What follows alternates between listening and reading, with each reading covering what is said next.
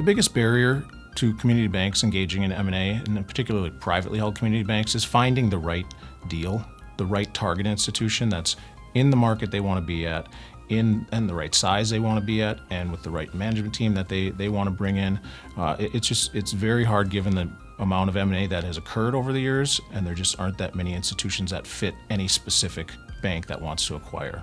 Private acquirers that want to better compete in the M&A marketplace can do two things. One, they can get to know their neighbors.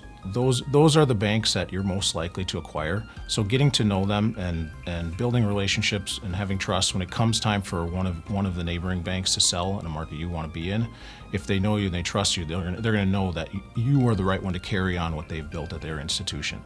And then second, price obviously matters, but be ready to pay a fair price and come in strong. If you really want the deal and you want to show that to the seller, coming in with a price that you know is fair and reasonable and is not going to be a whole bunch of negotiation around it, that will indicate to the seller that you're serious about getting a good deal done for them.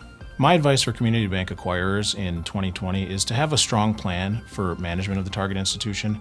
They're going to have a great deal of input on who the best fit is when it comes to an acquirer, and having a plan for management that builds on what they've grown at the institution and has a lot of synergy with what you're doing as the acquirer goes a long way. So have a good plan for management of your target. Something for potential sellers to think about in 2020 is to make sure that your board and your shareholder governance structure is in good working order, and that the relationships among the board members and among the shareholders are strong and operating well. There have been deals recently, and particularly in 2019, where board governance issues either drove the price down for a seller or caused potential buyers to not be interested in a deal, just because with those governance issues, there's a serious execution risk for a potential buyer. I predict a really strong year for community bank M&A in 2020. 2019 started a little bit slow, especially the first and second quarter of the year. In 2020, I expect the momentum from 2019 to really keep up. The second half of 2019 was really heavy in M&A in the community bank area, and particularly the fourth quarter.